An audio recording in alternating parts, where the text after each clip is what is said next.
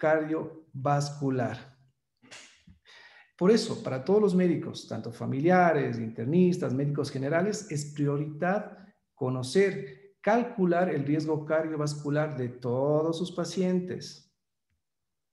Pero ahora hoy en día vemos cuáles son los métodos para conocer o medir los riesgos cardiovasculares. Pues tenemos escalas.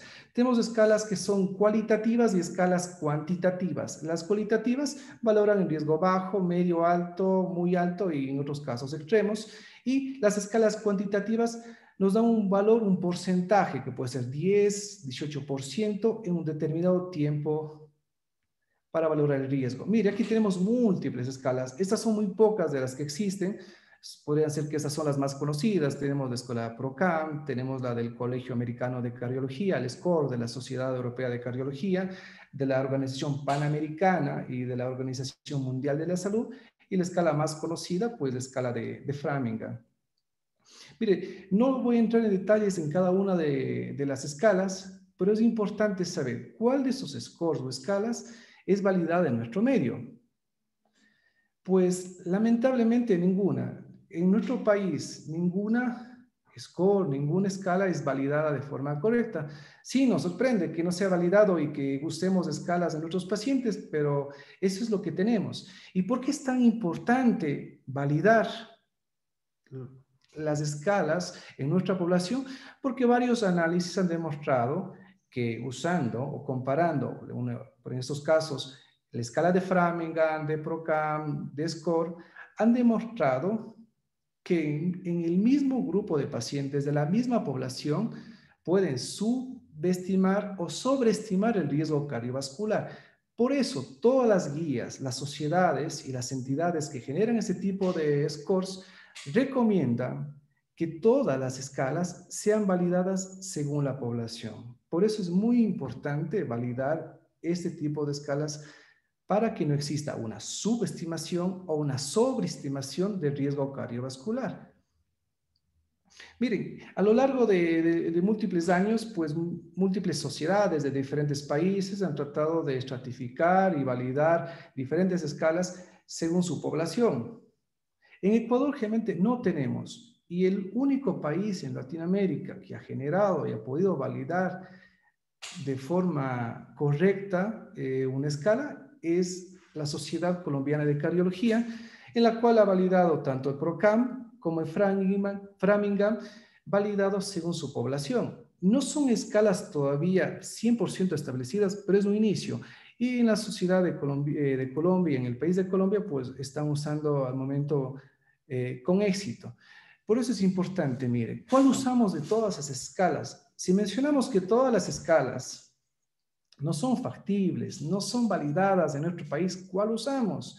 Pues lamentablemente no tenemos evidencia, no tenemos escalas para nuestra población.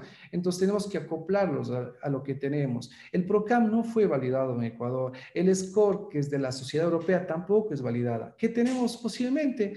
Framingham, no validado en Ecuador, pero tenemos una variante en Colombia que por la cercanía y similitudes podríamos tratar de usarla. Y tenemos también otra escala que es la de del Colegio Americano de Cardiología, que es un score integral muy completa que ha dado valores muy parecidos a la de Framingham validada en Colombia. Entonces se podía utilizar estas dos, incluso la de la OMS, aunque tampoco es tan exacta. Entonces, decir cuál de todas estas escalas o scores se podría utilizar es muy difícil. Y ahí viene la controversia porque no está validada según otra población. Pero si podemos acercarnos a algo, pues tenemos estas tres escalas que nos podrían beneficiar para tener un control y una estratificación correcta para todos nuestros pacientes. Miren, esta tenemos la escala del Colegio Americano de Cardiología, en la cual subestima un riesgo en porcentaje, tanto cualitativo como cuantitativo, y nos da pautas para ajustar tratamientos o optimizar terapias. Para control de dislipidemias, para optimizar lo que es valores de LDL, para optimizar controles de tensión arterial, para optimizar controles de glicemia. Por eso es muy importante a todos nuestros pacientes estratificar de forma correcta con este tipo de escalas. Como les digo, no hay una escala validada 100%, pero estas tres son una buena opción en nuestro país. La Framingham, no validada en Ecuador, pero una variante colombiana que nos podría ayudar y dar una pauta inicial para nuestros pacientes. El score que es de la Sociedad Europea tampoco está validada, entonces son escalas que a veces subestiman o sobreestiman el riesgo de nuestra población, entonces no se podía usar con gran seguridad en nuestro medio.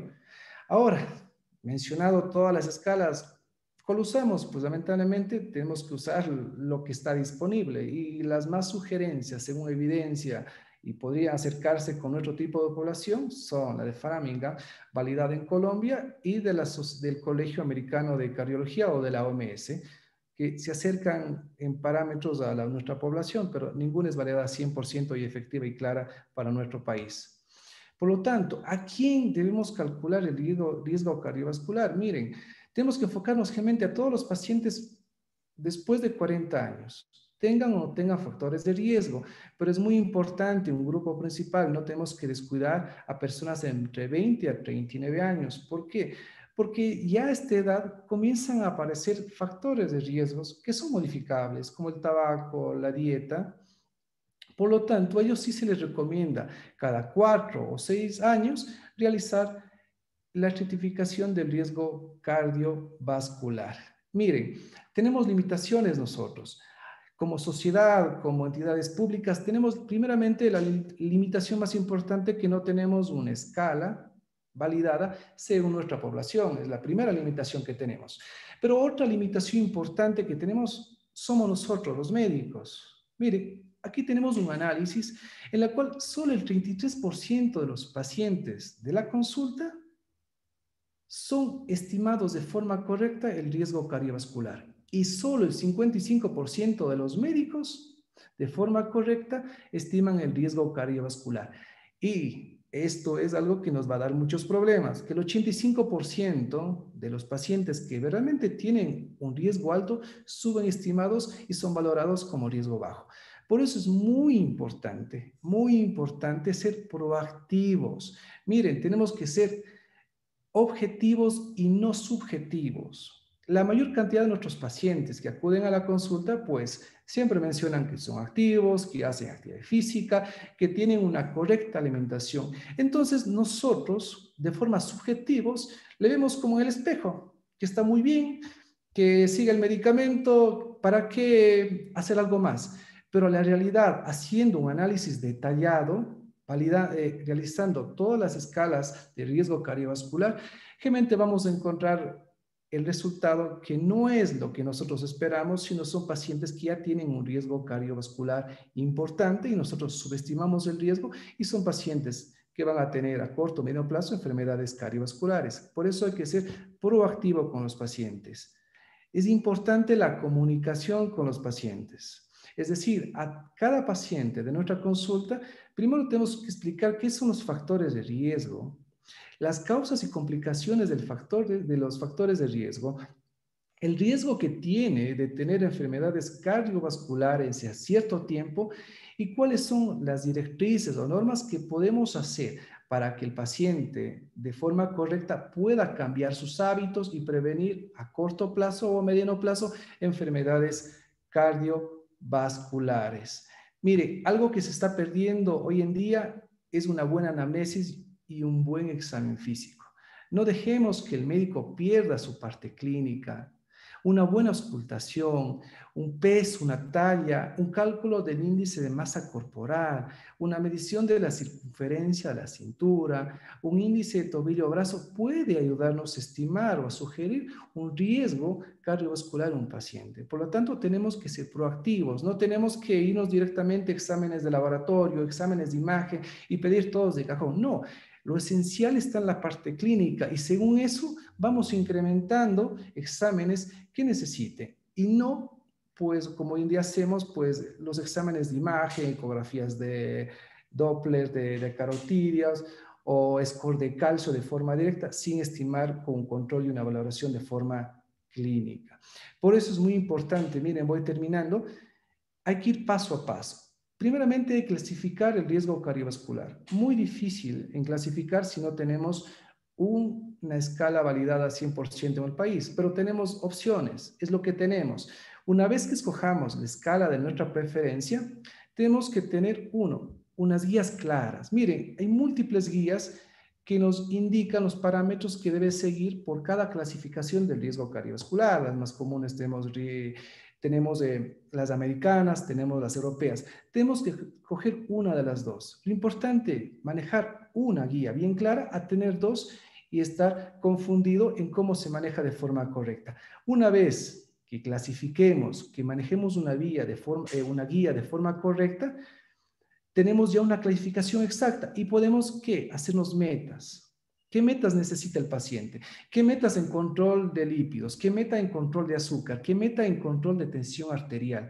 Y una vez que tengamos esas metas en conjunto, en comunicación con el paciente, podemos establecer una ruta, la correcta, la adecuada, para que con esto pues prevenir enfermedades cardiovasculares, que eso es nuestra meta. Y voy terminando, miren, algo muy importante, estratificar y clasificar el riesgo cardiovascular es el primer paso para ayudar a nuestros pacientes. Desde ahí tenemos que empezar, tenemos que ser proactivos, desde la consulta primaria, médicos generales, médicos familiares, internistas, cardiólogos. El primer paso, lo primero que tenemos que hacer en una consulta es estratificar el riesgo. No controlar la presión, no aumentar dosis del medicamento, no pedir exámenes. Primero lo básico es estratificar el riesgo y según eso ir pidiendo exámenes complementarios y tratando de que de todas las enfermedades y factores de riesgos ya existentes puedan ser modificados o controlados y con eso vamos a evitar el riesgo cardiovascular en todos nuestros pacientes. Muchas gracias.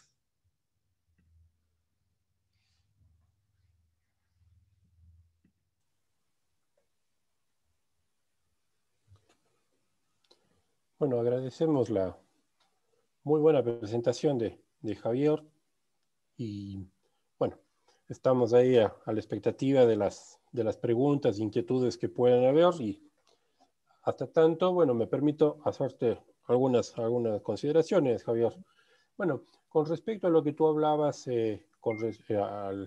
al hablar de los factores de riesgo cardiovascular y algo que realmente está bastante dejado de lado hasta cierto punto en las instituciones públicas, a veces por el flujo de pacientes, que nos hace más difícil el poder examinar exhaustivamente al paciente, determinar, como tú decías, lo recomendable, el perímetro tobillo y perímetro abdominal, es decir, hacer una medición correcta del peso, de la talla.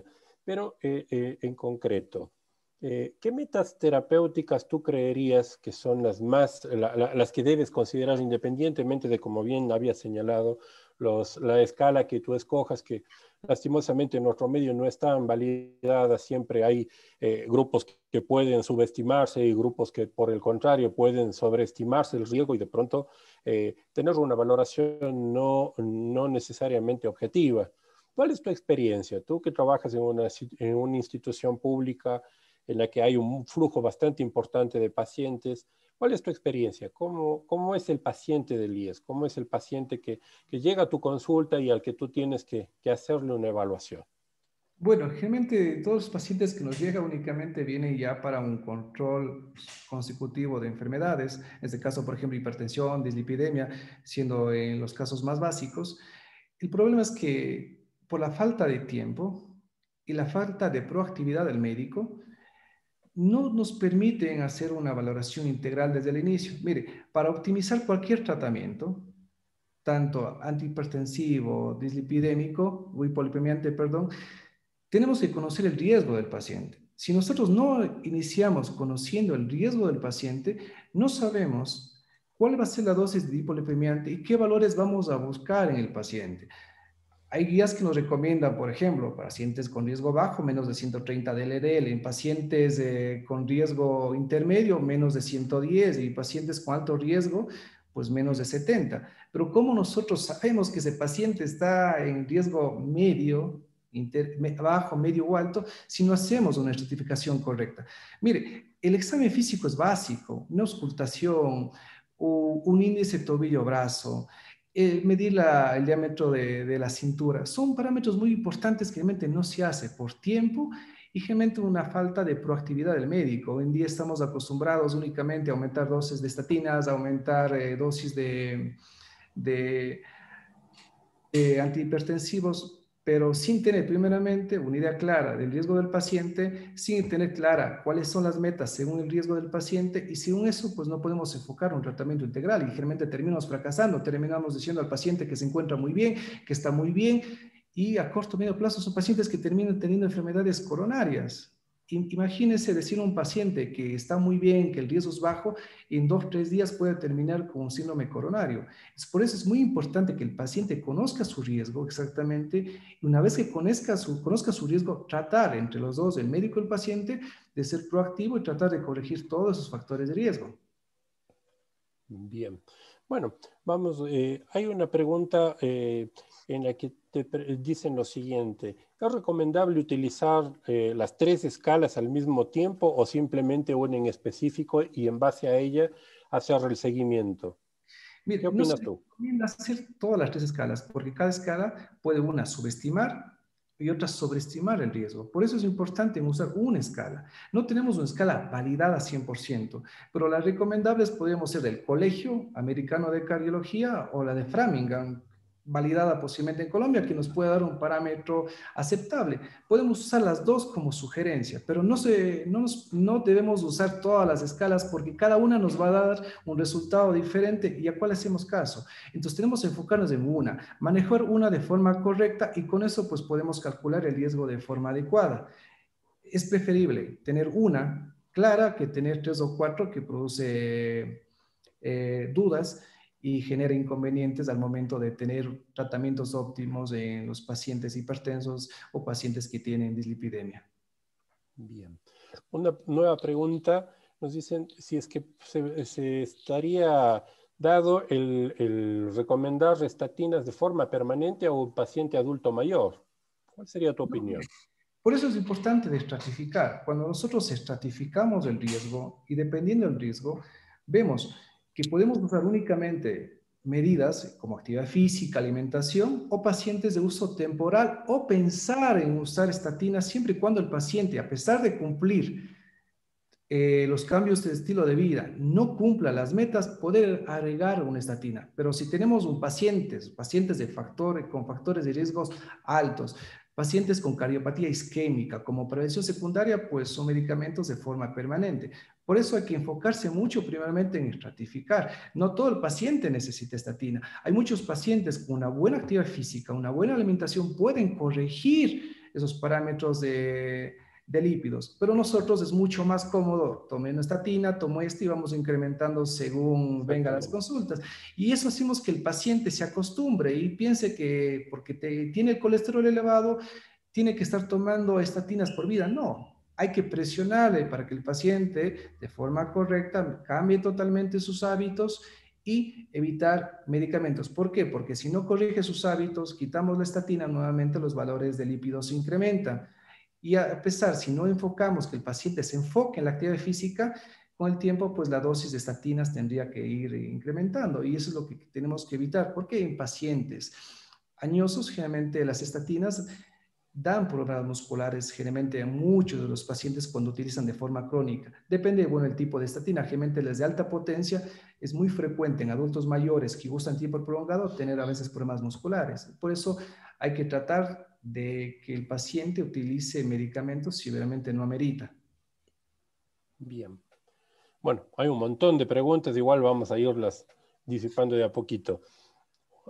Una dice: buenas noches, doctor Ruiz, agradezco su participación. ¿Qué opinión le merece el Global Risk, escala que se menciona en la GPC de hipertensión de Ecuador? En esta escala se me permite escoger el país y en base a eso pues, pensaría la opción del riesgo. ¿Qué opinión tiene usted?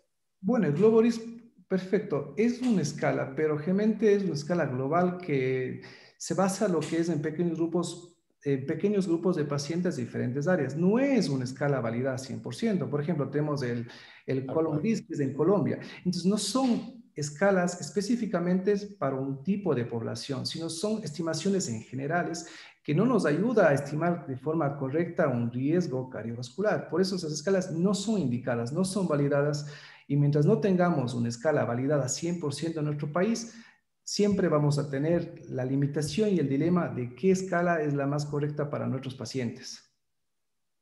Perfecto. Otra pregunta te dice, ¿puedo hacer valoraciones clínicas adicionales a las mencionadas como índice cintura-cadera, dinamometría, porcentaje de grasa y solo mantenerme con riesgos que estas me mencionan? Claro, claro que se puede hacer. Mire, por ejemplo, el riesgo cardiovascular, esas escalas sobreestiman un riesgo, pero nosotros tenemos riesgos asociados. Por eso es muy importante y ser Tal cual. proactivo. Tenemos claro los índices de Así masa, es. tenemos el índice Tobillo, tobillo-brazo, brazo. y ahí vamos incrementando estudios de imagen según la necesidad, pero lo primordial es identificar el riesgo y tratar de corregirlos. Las escalas son muy claras. El problema es que no son validadas 100% para nuestra población, pero son muy claras, son muy detalladas y nos dan parámetros exactos que nosotros necesitamos para valorar un riesgo cardiovascular. Bien. Puntos de corte para interpretación de riesgo bajo, intermedio, alto o muy alto. Que siempre son puntos de corte distintos y generalmente más son confusos. ¿Cuáles serían, qué es lo que tú podrías recomendar? ¿Qué es lo que dice tu experiencia? Bueno, la experiencia es buena porque mire, cada escala tiene factores o cortes diferentes. Por eso es importante enfocarse en una escala.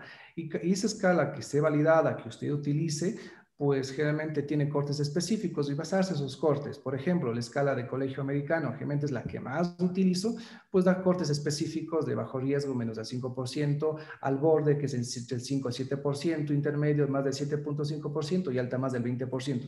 Son índices y lo que es valores muy claros, siempre y cuando pues siempre se use un tipo de escala. Si van a usar diferentes escalas, puede variar según parámetros de cada una de las escalas. Bien. Aquí hay dos preguntas bastante interesantes. Una de ellas dice, ¿se puede recomendar estatinas en menores de 40 años? Y la otra, que como que la complementa y dice, ¿y el valor, y cómo se podría valorar el riesgo cardiovascular en mayores de 75 años? Ya que no hay, no hay escalas que realmente mencionen este tipo de grupos etarios. Exacto, mire, menos de 40 años, generalmente hay que tener en cuenta que hay enfermedades como la hipercolesterolemia familiar. Son puntos importantes donde estatinas generalmente va de cajón porque son pacientes que tienen dislipidemias de Elevado riesgo difícil control y cardiovascular. que necesita generalmente alta dosis o asociar a Así varios es. lipolipemiantes. Está justificado. Pero menos de 40 años, miren, mientras un paciente sea proactivo, buena actividad, buena alimentación, generalmente pues no debe necesitar No tendrías de razón de ser. estatinas. Y sí, las escalas, todas las escalas tienen pues pequeños sesgos y aquí generalmente la mayoría de escalas no están valoradas para pacientes mayores a 75 años. Entonces tenemos ahí un espacio en blanco que posiblemente, ojalá en el futuro se pueda llenar, pero es importante. Así, así tengamos un paciente superior a 75 años, yo creo que estas escalas sí nos ayudan a estimar un riesgo aparente de cuál es el riesgo que puede tener y tratar de optimizar según esos parámetros, según el valor de riesgo, optimizar el tratamiento hipolipemiante, el tratamiento antihipertensivo y que nos va a ayudar pues claramente a manejar mejores controles tensionales, mejores controles de lípidos y con eso pues tratar de reducir el riesgo del paciente, aunque no hay estudios que validen 100%. Perfecto. Bien. Una pregunta más. Una persona es catalogada con enfermedad cardiovascular y aquí se debería utilizar la escala cada qué tiempo para ver revolución y si bien es cierto, nos habremos de guiar en examen físico y laboratorio para saber si el paciente inicialmente está en unas cifras basales y luego saber si es que va o no por un camino correcto, ¿qué necesitaríamos para seguir y mantener este score validado? Es decir, eh, yo lo que entiendo a la pregunta es, una vez que nosotros asumimos al paciente, lo examinamos, concatenamos datos de laboratorio y a partir de este punto, bueno, ¿cuál sería digamos, el seguimiento que deberíamos hacer para poder perpetuar el uso del score que habremos definido con él?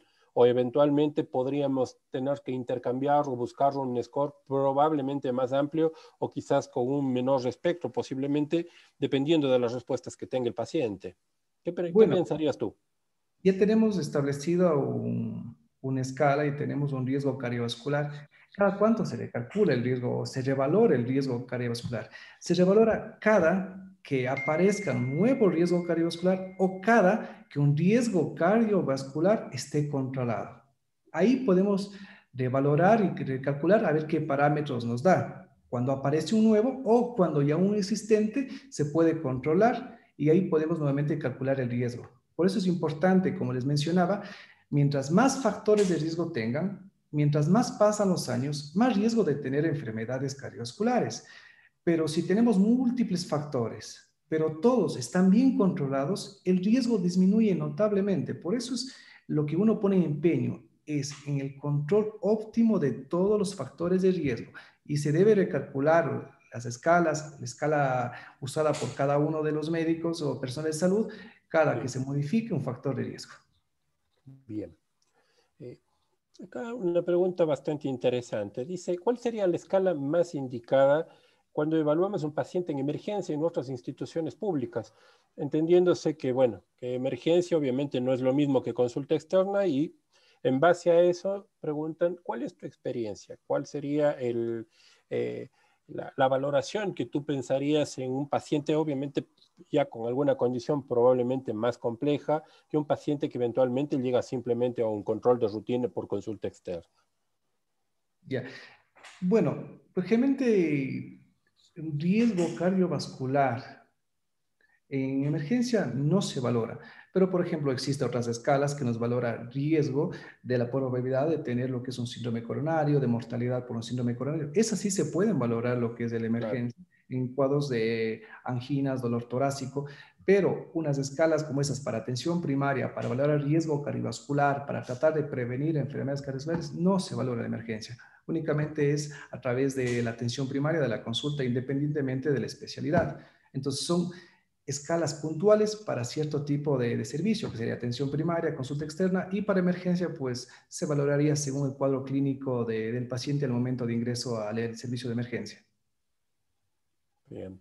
Bueno, hay muchas preguntas que a veces como que se repiten, hablan mucho, los colegas hablan mucho sobre la frecuencia de revaloración del factor de riesgo cardiovascular, el uso de algunos medicamentos como estatinas.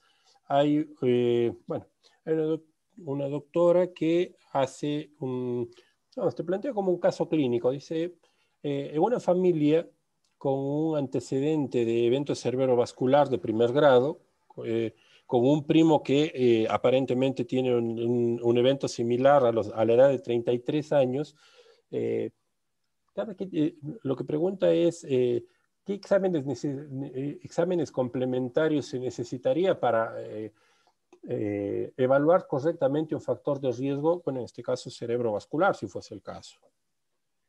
Bueno, es muy buena pregunta, es un punto muy importante. Miren, si nosotros tenemos antecedentes prematuros de una enfermedad cardiovascular, en este caso joven, menos a 40 años, Sí, ese factor es un factor de riesgo para familiares de forma directa. Estamos hablando de hermanos, padres o máximo abuelos.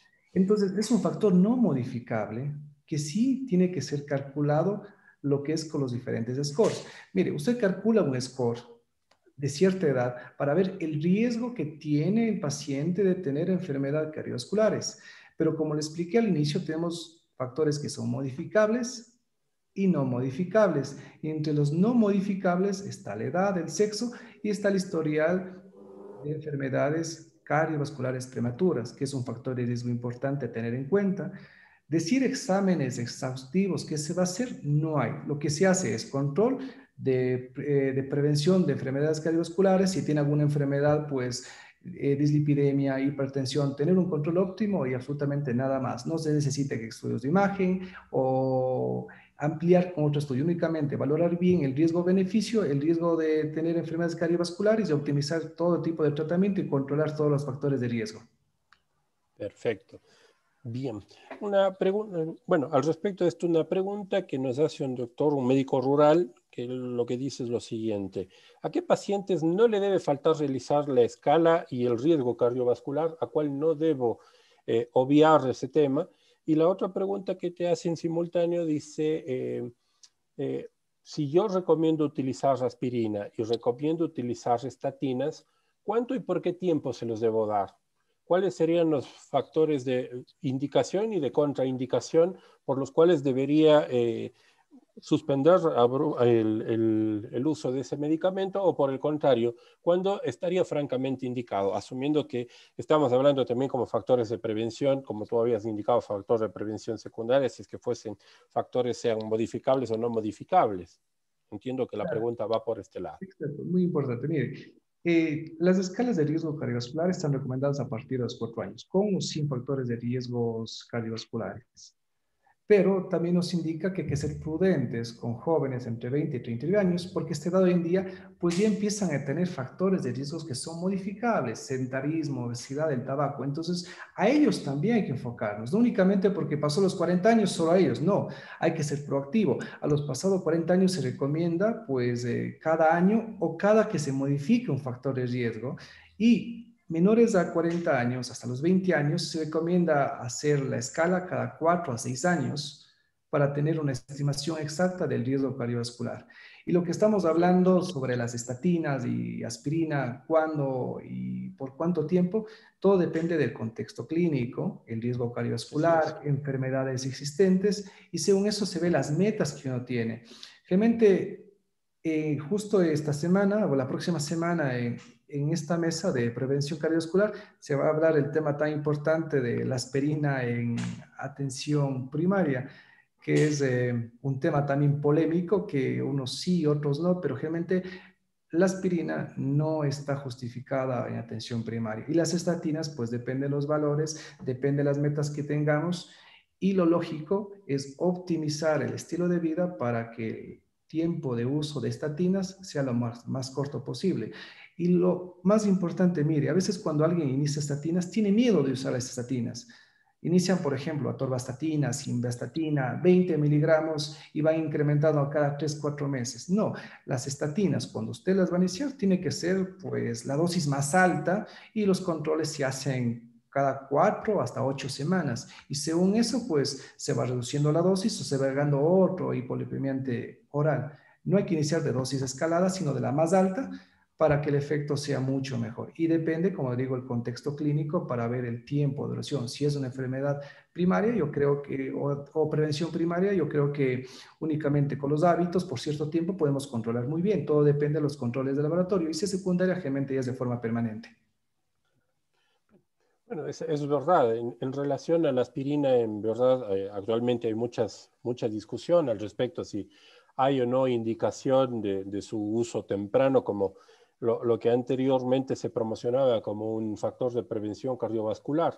De hecho, bueno, la aspirina también en alguna población puede tener efectos deleterios y obviamente las complicaciones, las hemorragias digestivas no son una complicación menor, las discrasias sanguíneas, no son una condición para obviarla.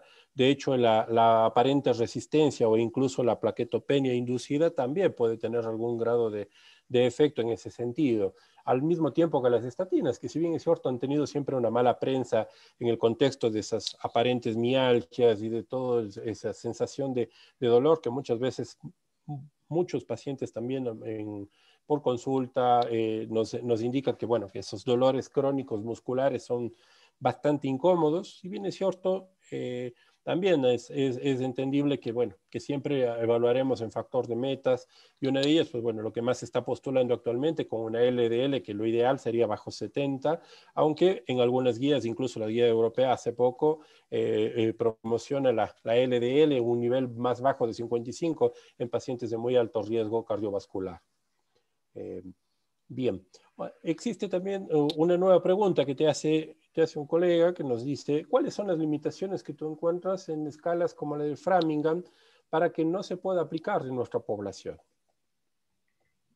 Muy bien. Generalmente, por ejemplo, la escala de Framingham está enfocada generalmente en pacientes que tienen alto riesgo. Entonces, nosotros, por nuestro tipo de población, por nuestro tipo de alimentación, somos considerados una población de riesgo cardiovascular bajo. Entonces, lo que hace la escala de Framingham subestima a nuestra población poniéndolo como riesgo muy alto cuando son pacientes generalmente de riesgo bajo. Por eso es que no está validada 100% en nuestro país. Por eso, generalmente, si usted ve las escalas de SCORE, que es la escala europea, no es validada en todos los países de Europa. España utiliza el SCORE, pero utiliza una variante de Framingham, que le conocen como Regicor. Alemania no utiliza el SCORE, utiliza la escala de PROCAM. PROCAM. Exacto, mire, hay un estudio, una comparación que se hizo, por ejemplo, el SCORE que se utiliza y es validada en Suecia y el PROCAM validada en España. Se hizo la comparación de las dos escalas en las diferentes poblaciones y se dio cuenta que el SCORE subestima el riesgo en los pacientes o la población de Alemania y el PROCAM viceversa. Entonces, por eso está indicado que cada una de las escalas tenga que ser examinada y validada exactamente para su tipo de población. Bien. ¿Qué opinión tiene al respecto de fibratos en prevención cardiovascular? Bueno, tendría que tener una clara indicación de fibratos, generalmente lo que es hipertrigliceridemia. Hipertrigliceridemia. Que los fibratos, fenofibratos, están tomando muchos pacientes para el colesterol y no es así. Tiene una indicación muy específica. Mire, hay valores de hipertrigliceridemia leves, generalmente estatinas de alta potencia pues tienen hasta un 10 o un 20% de efecto que pueden reducir asociado a lo que es a una correcta alimentación, pero en casos muy altos generalmente los fibratos sí están indicados únicamente cuando hay hipertrigliceridemia. Y hay que recordar que hay algunos fibratos que no se pueden asociar a estatinas. Entonces, por eso generalmente hay que tener un enfoque muy correcto de qué vamos a tratar y por qué vamos a tratar. Bien. Una pregunta más. Dicen, con el score de la ASCVD, pacientes con riesgo borderline para decisión de uso de estatinas, ¿se puede apoyar el score calcio usando también score Framingham? Y nos podría servir como para tomar esa decisión. ¿Y cuál riesgo tú lo colocarías? Bueno, esa escala es muy específica. En riesgos Sí. intermedios, depende de las características clínicas, puede estar o no indicado ahí lo que es un score de calcio. Generalmente se recomienda a partir de los 55 años. Sí. En el riesgo borde límite no está indicado lo que es un score de calcio. Únicamente de pacientes que tienen riesgo intermedio, que tienen alta sospecha en tener una enfermedad aterosclerótica subclínica, que es muy frecuente a partir de los 50 años, por eso le ponen como meta más de los 35, más de los 55 años, perdón, ahí está enfocado en pedir lo que es un score de calcio. Si no, no está indicado. No hay que pedir como un score de calcio. Mire, le comento, tengo un paciente que me llegó con una prueba de score de calcio de 0, 40 años, el amigo del trabajo se infartó a la misma edad, entonces a él le dio miedo de que él también se va a infartar. Entonces, por un amigo, sí, le sugieren hacer un cateterismo, pero lamentablemente, pero para suerte, en la ciudad donde vive no hacen cateterismos, pero sí le hacen un score de calcio y viene con 0. Y viene a mi consulta y me dice que el hecho de tener lo que es un score de calcio de 0, tiene 0 riesgo de tener riesgo cardiovascular. Pero al examen físico, un diámetro de la cintura más de 95 años, exámenes de laboratorio, dislipidemia, hipertrigliceridemia, tenemos valores al límite del azúcar. Se hizo todos los exámenes, salió como diabético, dislipidémico, y tenía un score de calcio normal. El score de calcio pues no determina el riesgo que tiene de tener enfermedades cardíacas, así sea de 0. Eso asociado a las escalas pues estima el riesgo a corto plazo o a largo plazo de tener enfermedades cardíacas y ser más proactivo, que significa el uso ya de estatinas permanentes, el uso de estatinas de alta intensidad. Para eso nos valora o nos ayuda o nos apoya el score de calcio, pero siempre y cuando ya tengamos calculado un riesgo cardiovascular. Bien. Una pregunta que nos hace el doctor Ronald Morocho nos dice, Buenas noches. Si decido intervenir en un paciente con riesgo cardiovascular, ¿en qué tiempo debo realizar los estudios paraclínicos para determinar si logré hallar la meta que busco? Bueno, realmente la intervención se da, depende de lo que es, cómo se controlen los riesgos cardiovasculares. Si usted quiere sacar nuevamente o revalorar lo que es el riesgo cardiovascular, pues depende si realmente se modificó o no un factor de riesgo. Si aumentan factores de riesgo, se incrementa posiblemente el riesgo cardiovascular, pero si se Riesgo controlan todos cardiovascular, los factores, tal cual. disminuye el riesgo cardiovascular. Todo depende de cómo valore el riesgo cardiovascular. Acá volvemos a lo mismo, hablar de metas terapéuticas. Bueno, las metas depende, mire, las escalas le dan un riesgo cardiovascular y según las escalas hay guías que le mencionan, bueno, si tiene lo que es un riesgo medio, alto, extremo, le dan las metas tanto de lípidos y tanto de tensión arterial. Entonces, por eso es muy importante, primeramente, tener una estratificación según una escala de riesgo y según esa clasificación, según la escala de riesgo, pues enfocarse en las metas que produce o que explica cada guía. Por eso es importante enfocarse en una sola guía. A veces hay dos, tres guías y tratan de estudiar todo, tratan de hacer lo que dice todas las guías y a veces en las guías pues hay mucha diferencia. Entonces, por eso hay que enfocarse realmente en una guía específica y un score de riesgo cardiovascular específico. Aquí hay una pregunta interesante que hace la doctora Becerra. Dice lo siguiente. Paciente adolescente de 15 años de edad que acude con cifras de colesterol elevada, mayor a 300 miligramos sobre decilitro, antecedente de hipercolesterolemia familiar, peso normal, historial de ser deportista de alto rendimiento, con antecedente existente en la familia de hábitos de alimentación saludables. ¿Cada cuánto tiempo debería realizar valoración de riesgo cardiovascular? ¿Cuál escala sería la más adecuada y cómo sería el uso correcto de estatinas en esta paciente puntual? Bueno, primeramente, ese paciente debe tener lo que es un seguimiento genético para confirmar que tenga una enfermedad de hipercolcemia familiar. Tal Primer cual. punto. Dos, pues usted escoge la escala más correcta para usted, pues, y se va valorando, pues, cada que incrementa lo que es un factor de riesgo. Si no incrementan factores de riesgo, pues se puede aplazar cada año, cada 2 años, lo que es el nuevo cálculo de la escala de riesgo.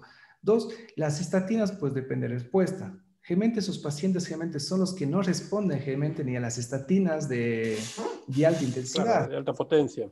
La estatina, exacto, realmente no ayuda. Entonces aquí ir agregando hipolipemiantes, incluso se podría plantear en futuro, como ocurre en otros países, pues de hipolipemiantes de vía subcutánea, que no están ¿Sí? disponibles en nuestro medio y que difícil estén en el futuro, pero que en otros países se ha visto que es la única opción a veces de controlar este tipo de pacientes.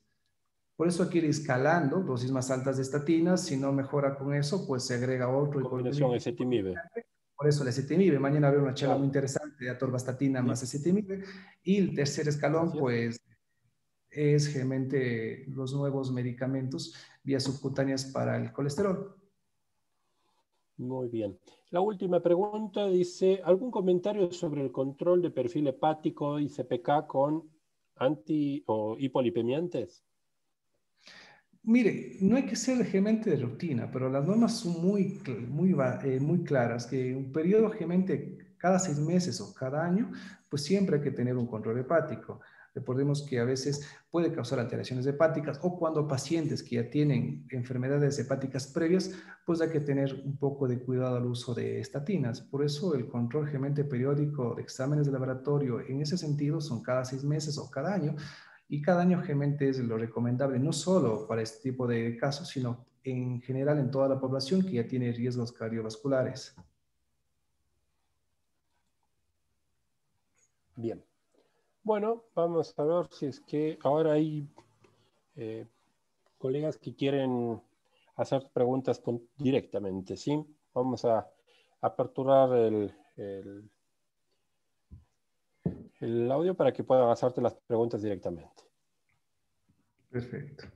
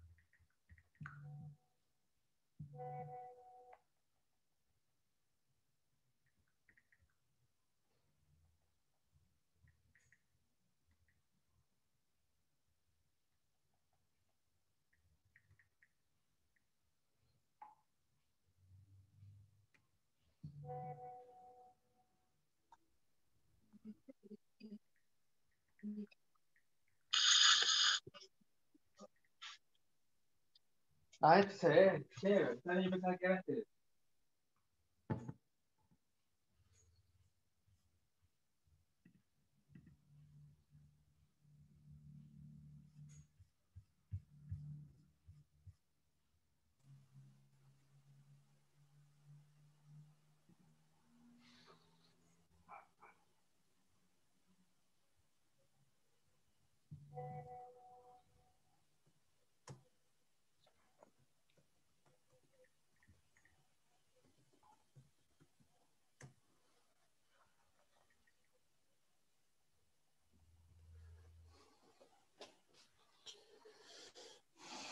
Bueno, creo que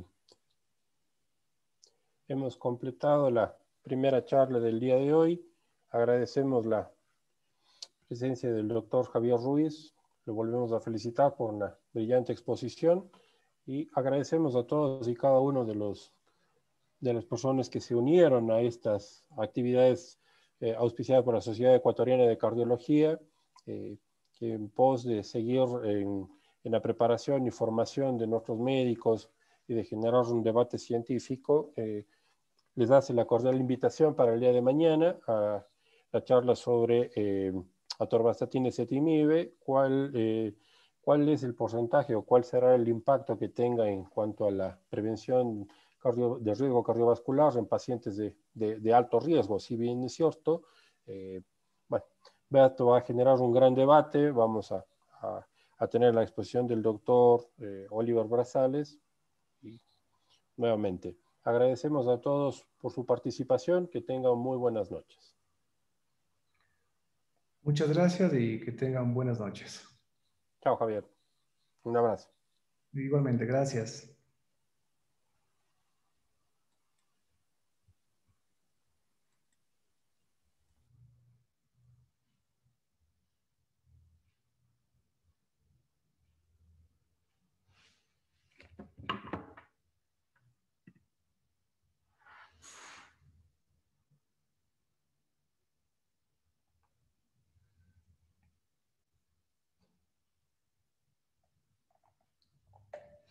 Calle, calle, si recién hace pocos días me dice el doctor Serrano que le exponga porque el doctor Carlos no quiso exponer y recién anoche hice y hoy día estaba haciendo aquí en el consultorio, sí, por las justas acá, ya no sabía qué mentir, por Dios.